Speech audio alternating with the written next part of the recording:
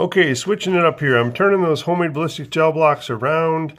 Again, they are calibrated, which is nice. I have the 3.7-inch SIG P365XL on the left, the 3.25-inch Ruger LC9S on the right. I'm going to go through heavy clothing barrier, and we're going to test out those 124 grain Nosler rounds that I previously tested because they're currently on sale, and I want to see how they perform, give you some better numbers than the last time I tested them, and see if they're a good deal right now.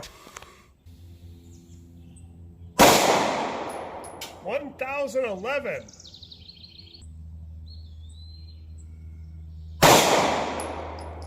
1164.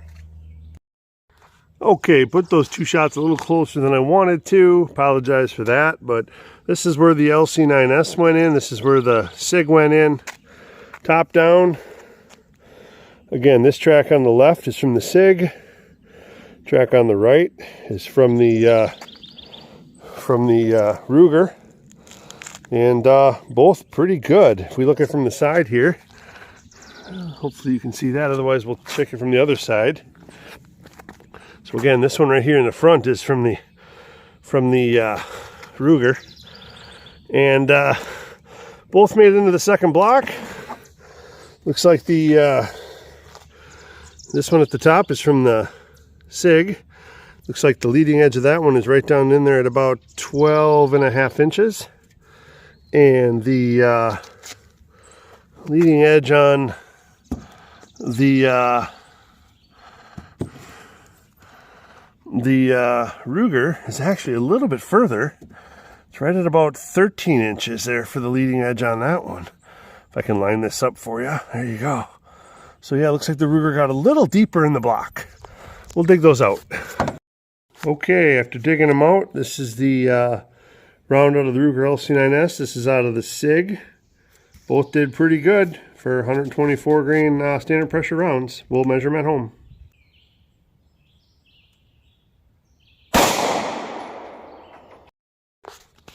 Okay, the Nosler 124 grain hit right here. And it went straight through, all the way through the 18 inches of clear ballistics, bounced off the fabric barrier, landed here on the table. As you can see, did not expand.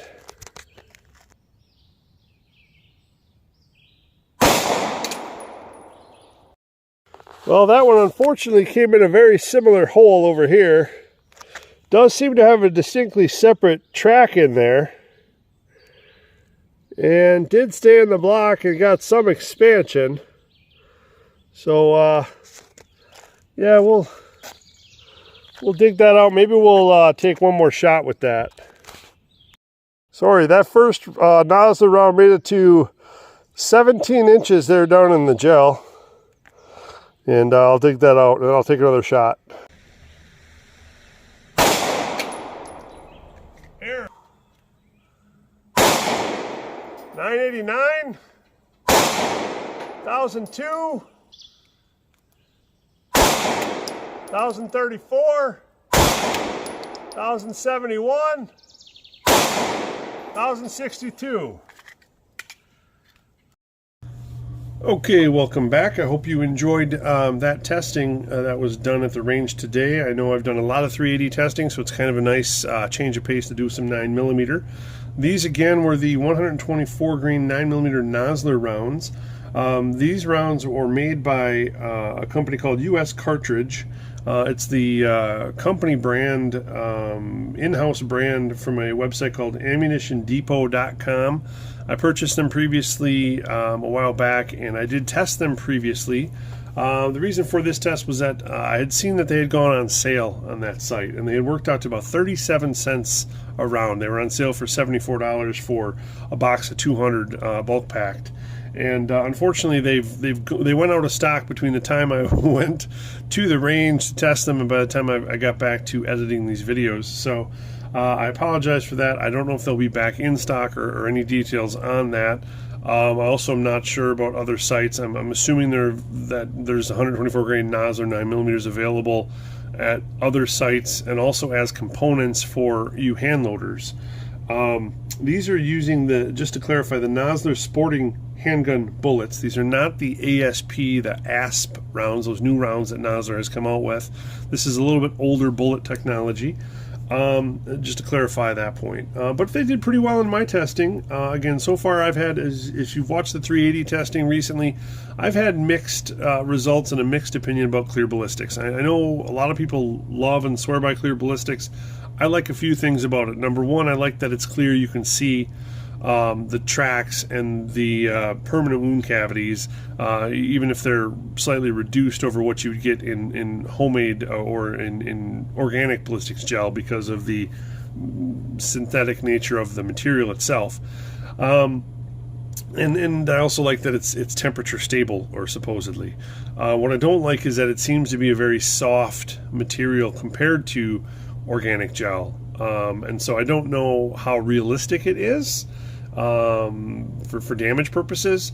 But the one nice thing is that you can test and see, your side-by-side comparisons a lot easier with it, and you can test repeatedly with it and use it over and over again. So there are some pros and cons, and that's why right now I like to provide both the homemade ballistics gel that now I'm able to calibrate and verify it's 10% organic gel. Again, it's a pigskin gel or pork skin. That is what is used in my videos, and then that against the clear ballistics, so you can kind of see both. And today, again, we'll talk a little bit more about these Nosler rounds, how they did. On your left-hand side is out of the 3.1 inch. On the right-hand side is out of the 3.7 inch barrel, and on the top is through the 10% homemade ballistics gel. The bottom is into clear ballistics. So this round here made it into 13 inches in the homemade ballistics gel. Into the clear ballistics, it passed completely through the roughly 18 inches of clear ballistics that I have, and bounced off the fabric backstop. 3.7 inch round into homemade gel got to 12.5 inches, which is again a little shallower, but as you can see, it expanded more. So again, you're going to have more drag on your round, and it's not going to penetrate quite as deeply. Into clear ballistics, it made it all the way into 17 inches. I did try to take a backup shot into clear ballistics, and that unfortunately exited the block, and I didn't have the time to take another shot at the range while I was out there. As far as we'll throw the weights and throw it on the scale here for the weights and talk about expansion. Again, from the 3.1 into homemade ballistics gel, we're right there. There may have been a smidge of lead loss in there, but we're right there near the 124 where it should be. This expanded to 0.50, 0.51, and 0.61 inches at the max.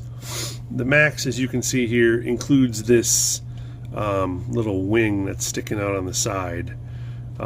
So yeah, it's just over half an inch expansion on this round overall.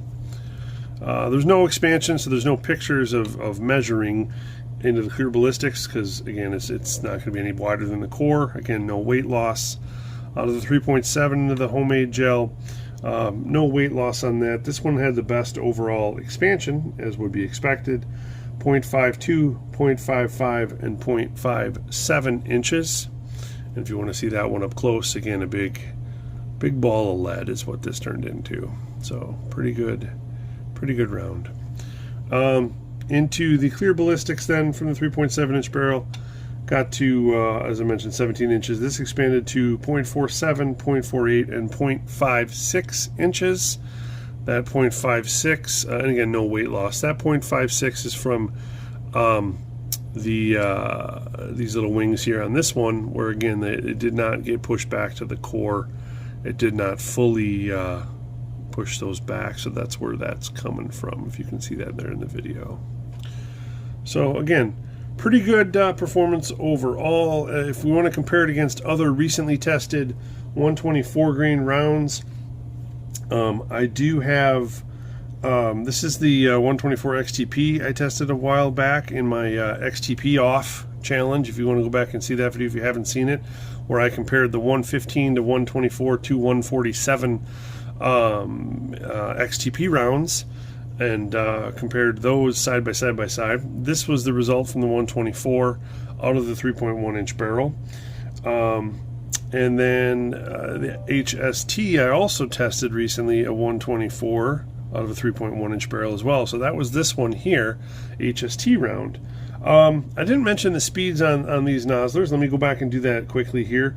From the 3.1 inch barrel, I had an average of 1,001 feet per second, which equated to 276 foot-pounds of energy and only a 22-foot spread, and that was in 3 shots. That was a 3-shot average. So the spread there was between 1,011 feet and 989 feet. So again, the average was 1,001 for the 3 shots. Out of the 3.7 inch barrel, the average was 1,083 feet per second out of a 4-shot average. And that equated out to 323 foot-pounds of energy.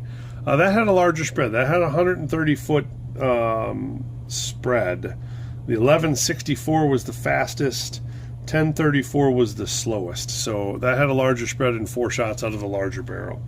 Now, when you compare these speeds between the Nosler and the XTP and the HST, the Nosler right there in the middle.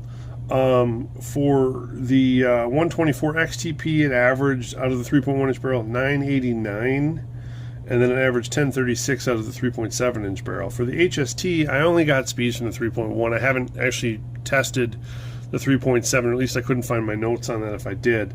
But out of the 3.1, it was 1064. So again, if we go in order here of average speeds, the XTP here averaged out of the 3.1 inch barrel 989.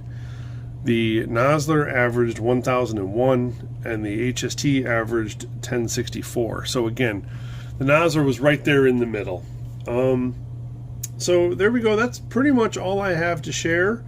I thought the Nosler did fine for the price point. I think it's a very solid choice.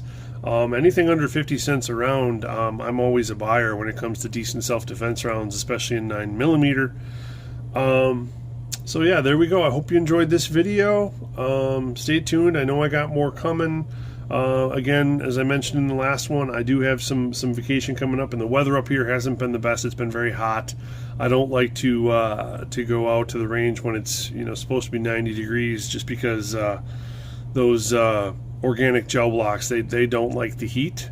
So it's just I don't have the time to do the testing in the heat. So I'm hoping we'll get some cooler days coming, and I'll get some more tests done at the range, and I'll bring you some more videos. So otherwise, again, hope you enjoyed, and stay tuned for the next one.